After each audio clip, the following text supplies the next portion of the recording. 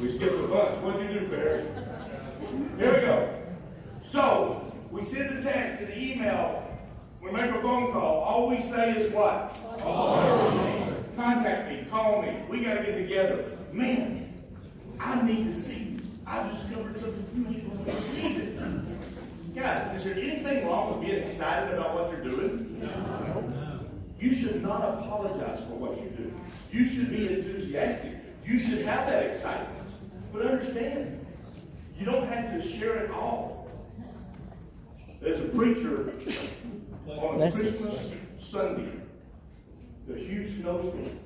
None of his congregation showed up except one old cowboy come riding up on his horse. The preacher looked at him and said, "Hey, no one else is here. I guess we won't have service." The cowboy said, "Preacher, when I'm out there riding the range, I find one old cow, I go ahead and feed her, even though she's by herself." Well, the preacher felt convicted. He said, "You're right, cowboy. Come in and sit down." And I'm telling you, that preacher, he went to preaching now. Hell and fire and brimstone, saving grace and love. He went from Genesis to Revelations all the way back. He brought in John to Revelation. He gave it all to him. 2 hours later, the preacher walked up to the cowboy and said, "Well, what do you think, cowboy?" Cowboy said, "Now, preacher, when I find one old cow by herself, I feed her, but I don't give her the whole dang wagon." You want the lesson?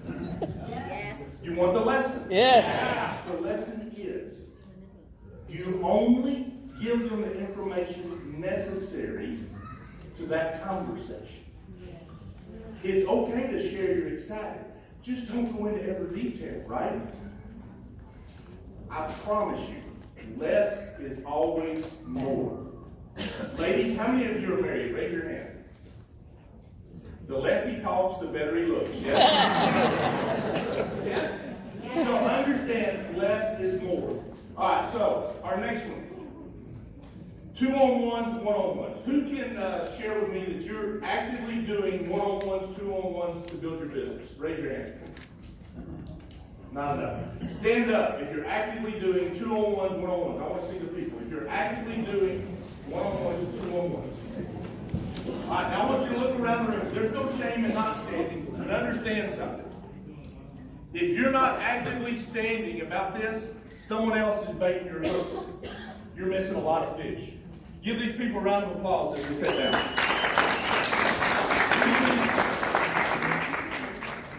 So, there's only one concept when we meet with them, and that is to attract them, to hear their problems so we can solve it.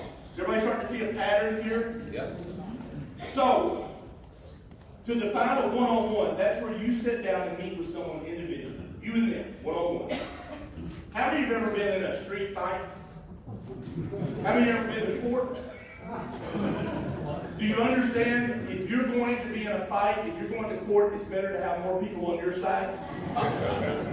That's why we refer to one-on-ones as 2-on-1s. And there are ways to do 2-on-1s, and you're the only person there. How do we do that? Someone help me. No, don't yell out. Raise your hand and I'll pick one. Stand up. Tell everybody your name. How can I turn a 1-on-1 into a 2-on-1? My name's Dick Exley, and you get your upline on the phone. Perfect. You use the phone. Third-party credibility. Who else has one? There's one better that I like than that. Yes, ma'am. Stand up. Absolutely. If they can see you, it's even better. Same concept. The young kids have got it figured out.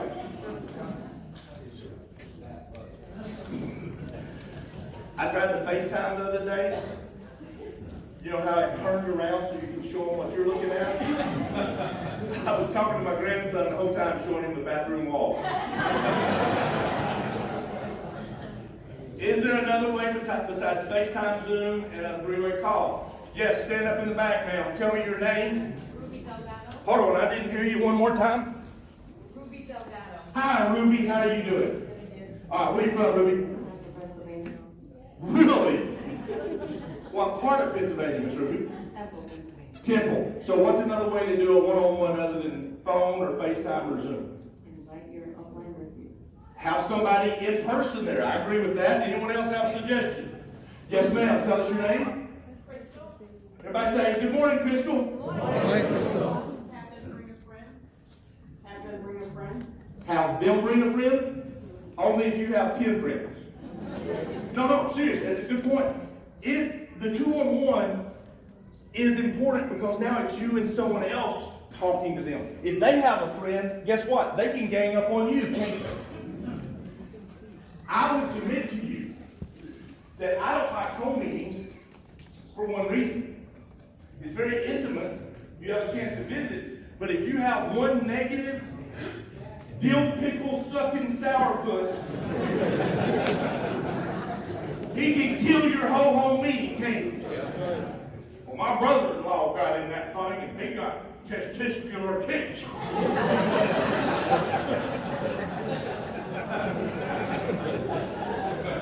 Hey, you can laugh. I've heard them all. Had a young couple, I tried to get the business, called them on the follow-up 2 days later. I said, so y'all ready to get signed up? Let's get going. They said, Randy, we can't. I said, why? They said, well, we're wanting to have a baby. It's not a contraceptive, it's a home-based business. They will tell you anything. So, yes, ma'am. I don't mind talking to 2 prospects at the same time, but I'm going to have at least 2 or 3 people with me. You understand? You're going into a fight. You want more people on your side. I'll prove my point. Mike Cody's in the back of the room. Mike drives his big jacked up pickup through my yard and tears up my petunias. I take him to the judge and I say, Judge, Mike tore up my petunias. Mike goes, no, I didn't. Judge goes, you 2 fools, get out of here. Right? It's his word against mine. Same scenario. We go to the judge. I say, Mike tore up my petunias. Cody goes, no, I didn't. I said, yeah, but Tina saw him. Tina said it. Tina, Judge, that's him. I saw it too. Who do you think's going to win every night? Because I got a witness. Because I got support. Because I got second party, third party validation. Did you understand? Go uh-huh. So when you set up that appointment, you want to be able to get on the phone with your upline, your sponsor. Maybe it's want somebody from your board of directors, a mentor. You want someone who's going to support you. You don't have to use it right then. Understand, the worst thing you can do is have 2 people sitting across the table beating up on your prospect. You're not there to argue. You're not there to convince. You're not there to sell. You are there to let them what? See. Hey guys, if you look up here, it'll help. You were there to let them talk. You were there to let them talk. You were there to let them talk. Why is it up there 3 times? Because it's that damn important. And yeah, I cuss. It's that damn important. Hear me. A presentation should turn into a conversation as quickly as possible. Instead of you sitting there regurgitating all this information you learned, all this stuff, you want to get them asking questions. You want to get them engaged. You want to get them saying, so how do I get that first check? When they say that, it is a win. Yes? Yes. Do you have to be a salesperson to let someone else talk? No. Have you ever noticed how if you're doing your parenting right, you can actually have your kids talk them into what you want them to do? They talk themselves into it. Yes? Guys, if you will view your business the same way, it's very easy to get your prospects to talk themselves into doing their business. But you have to do what? And you have to let them talk. You have to let them talk. Come on, you have to let them talk. Very good. All right. Who wants to share what they found to be a successful 2-on-1? Come on. Who wants to share a successful 2-on-1? Where you sit down, how it went, how long it was. I know we have a lot of people standing saying you do them. Who wants to give me a 2-on-1? Stand up for me. If you don't know this guy, you've been living under a rock. Tell everybody who you are. Hi, I'm Armin Fernando with my wife Lucy. So, explain to us a successful 2-on-1. Where did you have it? Where was it located?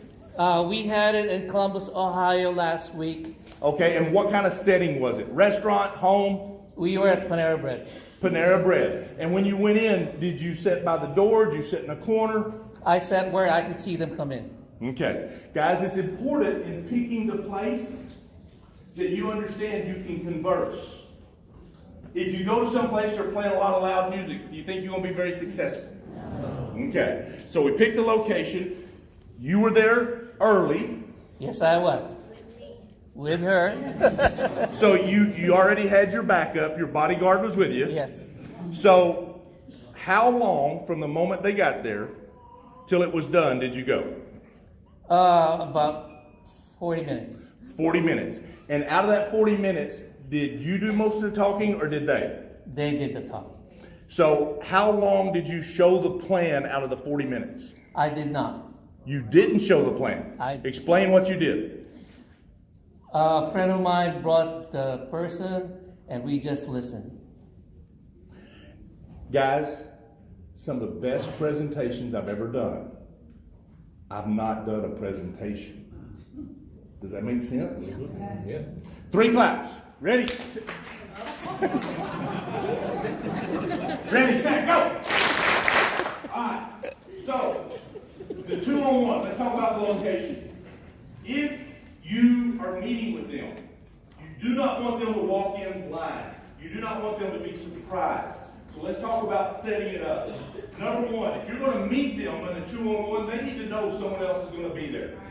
There's nothing any more awkward than them walking up and they're going, who are all these people, right? So when you set it up, hey, I'm looking forward to visiting with you. I'm going to have a friend of mine there I'd like you to meet as well. If you decided they need to see the information and you're going to show the video, and hear me, that's the way I do it 99.9% of the time. And I would submit to you that there's very few people better than me in drawing circles and explaining the business. I'm pretty good at it. I almost would submit to you that I can take a dead mule and make him win the Kentucky Derby. You give me enough time to talk him to him, love it, and whisper to him. I'm good at it, folks, but I don't do it. You know why? Because the moment I start being a professional, the moment I start selling them, they realize, well, I can't do this. I don't know all those numbers. I can't draw those circles like he does. I don't have the success he has. So I use the tool. I'll play the video. Here's an important tip most people don't get it. If you're going to show them a 7-minute video, tell them up front. Nothing's more embarrassing than sitting there and you pop out a laptop and fly it in front of them and they're like, oh my God, what? I hope it takes pictures of his wife. Although in my case, I kind of like to see them. What am I telling you? Don't surprise them. I know I'm telling you to be vague. Call me. We need to get together. What's it about? That's why we're meeting. I'll tell you when we get together. I'm not being vague. I'm just controlling the environment. But I don't want to embarrass them. I don't want to put them in an awkward position. So if you're going to show a video, it'd be something like, hey man, why don't we meet at Starbucks? Look for the guy in the cowboy hat. We'll be on the floor. We'll visit a little bit. And if it seems like we might have a fit, there's a little 7-minute video I'd like you to watch. I've got some headphones. It'll be real discreet, you know. And if we're there and it seems a little tough, I'll say, hey, I'm going to text you this link. As soon as you get home, as soon as you get out of your car, when you get back to work, watch it 7 minutes. Let's talk again. In other words, you don't have to do it right there. Does that make sense? Yes. But you have to do it. You have to meet, and you have to get them interested in asking about the information. Any other tips? Yes, ma'am. Stand up. Everybody say hi, Ashley. Hi, Ashley.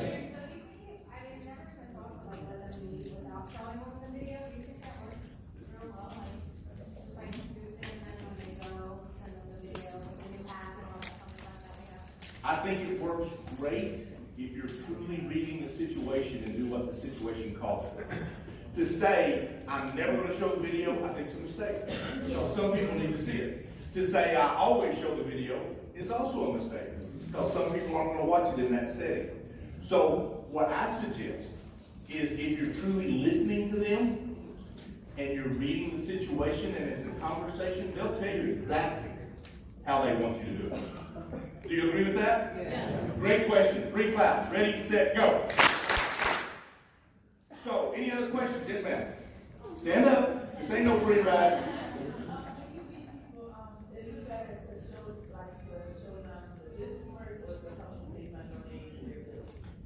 question for those of you who didn't hear it. When you meet people, is it better to show them the business first or to help them save money on their plan? The answer, yes. Here's the deal. I can count the number of seeds in an apple. I can't count the number of apples from one seed. I would much rather have a business partner every time over a customer. Now, when I first get started, I got to get 3 customers to get that check. So that's my first priority. But after I've got that first check, which is now 4 customer points, everybody got that, right? Yeah. From then on, I'm talking to them about doing the business. If they don't want to do the business, then I ask them to be my customer. How many of you had someone who's become your customer and then ended up wanting to come back and join the business? Look at the hands. Look at this. So there's not a right or wrong path, but it is the most expedient. So when I talk to them, it's always about making money. And if they don't want to make money, I'll help them save money. I'm going to talk to them about being a chicken. If they don't want to be a chicken, I'll make them an egg. Yes, sir. Stand up for me. Tell everybody your name. Alan. Everybody say, morning, Alan. Morning, Alan. Hey, let's have some fun. Let's say it like we're from Arkansas. So you're going to say, good morning, Alan. Ready? I promise you, I ain't drinking. Not yet. All right, we're going to do our redneck good morning, Alan. Ready, set, go. Good morning, Alan. Oh, you got to twang it up a bit. All right, so follow my hand. Good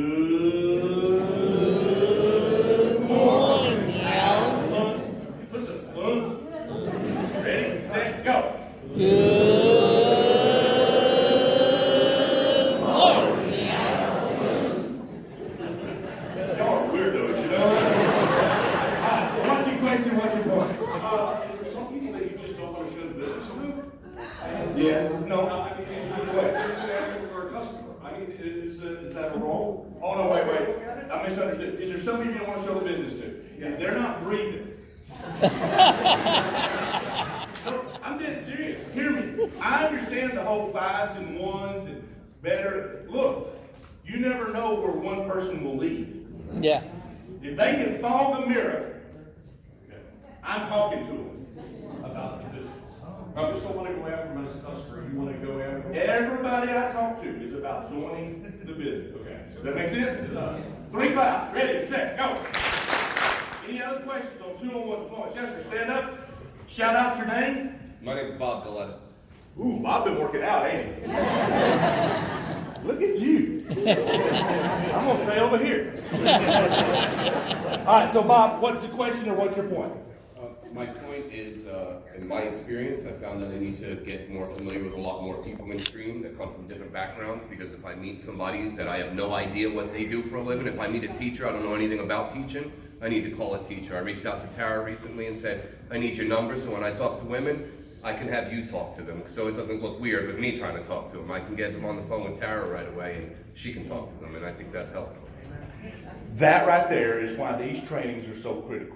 Is that not one of the best points we've heard all day? Yeah. So as you're developing your board of directors that Bear's talked about, you need to find someone who's been in law enforcement, someone who's been a teacher. You need to find a lady, a fella. You're going to get 5 claps for that. Stand up. All right, because we're clapping for you, show them the gun. Come on. Come on, lady. Come on, show the gun. The winner, all right. Oh, you go. All right, ready, set, go. All right, one last input, one last help on how to set it up. All right, so next point, we are going to edify. We're going to introduce the expert. Biggest mistake y'all make every time. When you bring a prospect, at a tongue transplant, my body's rejecting me. When you bring a prospect to meet your upline, the speaker, most of us are doing it wrong. What we're doing is we're introducing that prospect, and we're giving all the power, all the credit, all the influence to the prospect. we say something like, hey, I want you to meet Billy Bob, Randy. Billy Bob has 3 convenience stores, he owns a Ford dealership, and his wife, she has all her front teeth. You see what they're doing? They're edifying Billy Bob. Huge mistake. The way it works, I don't care if the guy you bring me is a billionaire. You're going to say, hey, Randy, I want you to meet Mr. Warren Buffett. He made a nickel or two. Warren, Randy is amazing. I'm telling you, he don't walk on water, but he only sinks to his knees. My point is, you give the power to the presenter. And then they're smart, and they give it back to you. They say something like, hey, look, you didn't know Steve back when he was on crack. Or better yet, hey, you knew Steve back when he was on crack. But he's really cleaned up his show. This guy's nothing summer in our business. I'm telling you, you're so glad. You see what I'm doing? Whenever you introduce your prospect, you edify who you're giving them to, then they will return that edification to you. And that gives you and the presenter the power with your prospect. Now that doesn't mean we're not going to brag on our prospect at some point, but we're not going to do it in the introduction. You hear me? In the introduction, in the beginning, we got to set the tone. Any questions on how to introduce and properly set the power scales for your one-on-one or two-on-one? Any points that anyone would like to interject about that? After your introduction, you want to do what? Let them talk. You want to do what? Listen. Nothing makes me mad if someone asks me to go help them do a two-on-one, and I go, and that person, that associate, does all the talking. The prospect doesn't get to say anything, I don't get to say anything, because you see, that person's so excited, they're going to get to show Randy how good they are at this. And they're going to impress their brother-in-law and tell them everything about streaming. So 14 years ago, at 12:06 a.m., the company was founded. It was a cloudy day, it was kind of humid air. It amazes me how much information we give that makes no difference. Can we agree? Yeah. All right. Any questions, any thoughts, any input? Stand up, tell us your name. Manuela. Emanuela. Nice to meet you. What is your question or your comment? My question is, with people who don't speak any English, I find it very difficult to refer them to, sometimes I refer them to, Tina, but if we could have maybe like information on who speaks what and who's from where, maybe, they'll be able to relate to that person. It goes back to the point earlier that if you're going to find a female that can help you, you're going to find a teacher. Obviously, the language barrier is an issue, but I've overcome it.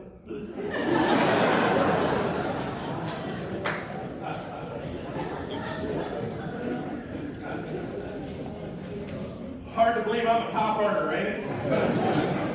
All right, everybody take a deep breath. When you let it out, go, oh. 1, 2, 3. Let it out. Doesn't that just feel better?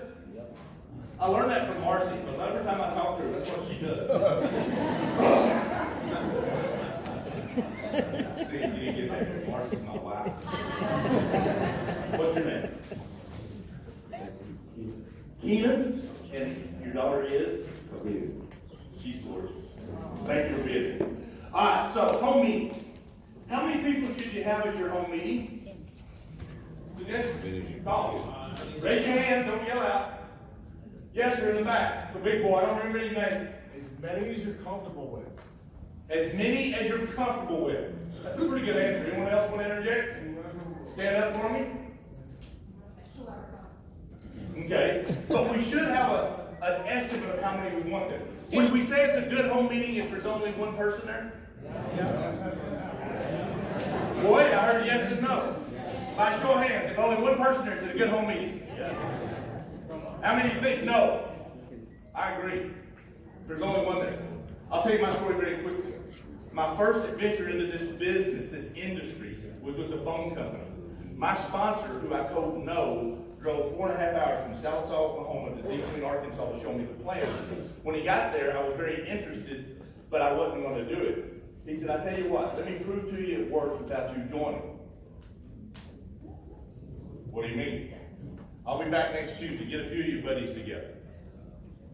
So next Tuesday, he drives down. I invited 13 people. You know how many showed up? My brother-in-law. That was it. I've never been so embarrassed in my life. This man drove 4.5 hours one way. I got 1 out of 13. I was done. I was through. I wasn't going to do it. I had already failed before I signed up. I told him, I said, Olin, thanks for coming, but I don't think this is for me. He said, oh no, this was a great success. You had a prospect here. I'm coming back next Tuesday, whether you want to or not. I'm going to be here. You better have some people. That's a little bit of pressure, ain't it? I called the exact same 13 people. Exact same people that stood me up the week before. Hey, Tommy, this is Randy. You know that stock trailer of mine you got? You better either bring it to my house tomorrow or you better be here Tuesday. I need butts and chairs, and you're one of them. Hey, Billy Bob, you know that $5,000 I loaned you? You either pay up or you be here Tuesday. I need butts and chairs. Hey, Mary, if you don't want me to tell people about your trip to the Bahamas, you better be at my house Tuesday. You owe me. I bought every piece of popcorn and stale cookie your kids sold the last day of the year. You better have your butt in that chair. And that's what I did. I was rude. I was mean. I didn't care. I wasn't going to be embarrassed again. And I never thought they'd sign up. Because of the way I prospected them, right?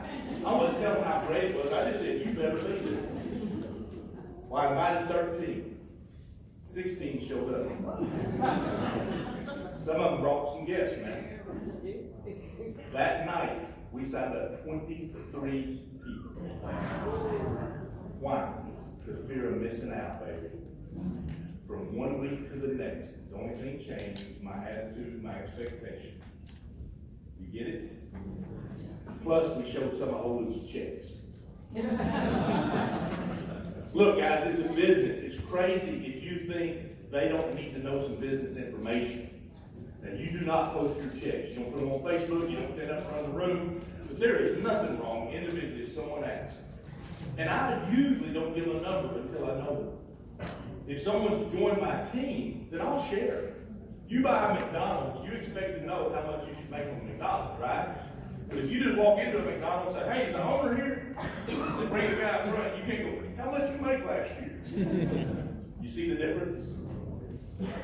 Home meetings, let's talk about it. Does it matter who's home? There are some that are easier to get to than others.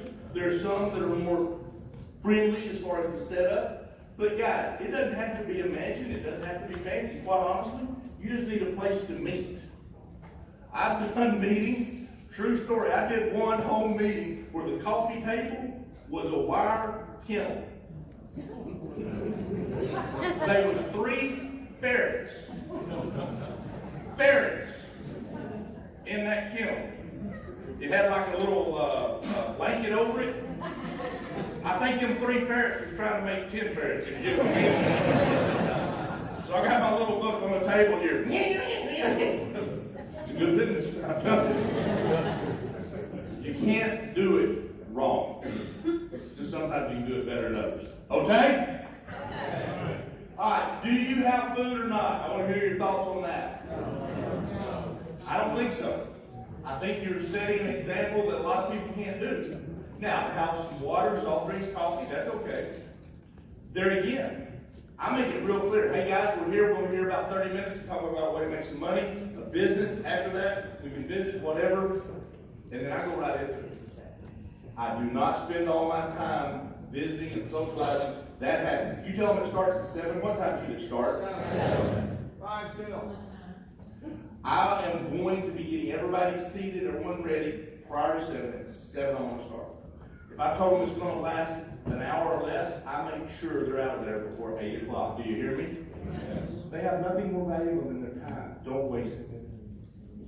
Cross-pollination, what does that mean? I think it's critical for your home meetings to have other teams there. other people besides your group. Because that way you have different experiences, you have different viewpoints. Like today, as you've been sharing your stories, as you've been giving your content, as you've been asking your questions, has it not helped to hear other people's points? It did not help to hear other people's points. I'm gonna get in trouble for that one. It's real simple. All you do is stand up and welcome them. Guys, the welcome is not the close. It kills me how people stand up and go, hey, I want to welcome everyone to our home meeting. Now, this is a great meeting because you have a chance to earn residual income on electricity. It can change your life. You can put your kids in private. They're closing, aren't they? The welcome is simply, hey, glad you're here. That's it. Do not talk about the business. Do not explain how great it is. I don't even want your personal testimony there. I don't want to hear your story there. You know why? Because that's not what you're doing. You're doing the welcome. If you understand, go uh-huh. You welcome them. You edify the speaker, the presenter, even if it's on video. Hey, you're about to hear from a gentleman by the name of Steve Fisher. He was our number 2 money earner. He was willing to leave that position. He went to corporate. He's now our chief sales officer. There's no one better to explain what we do. It's an 8-minute video. Watch. It's less than 8 minutes, isn't it? Yes. I always give them longer than I want to give them. If I need 5 minutes, I'm going to ask for 10. I'm going to let them go at 5. Even if I go a little long at 6, I still didn't use the 10. Everyone understand the concept? Yes.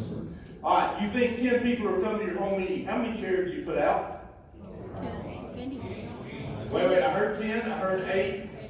Someone said none. Sit your butt on the floor right there. If you think 10 coming, put out 7 or 8. You always want to bring chairs out, folks. The worst thing you can do is have 20 chairs and 3 people in them. You hear me? All right. Do you show the video? I'm not going to fight either way on this. I believe using someone else is always best. If you're home, then you want someone else doing the presentation. Either in person, with a flip chart, with a video, I don't care. A lot of times, for my team, I'll just stand up and visit a little bit and I'll open it up to questions. Now, that's very, very, very dangerous. You've got to be able to handle the questions.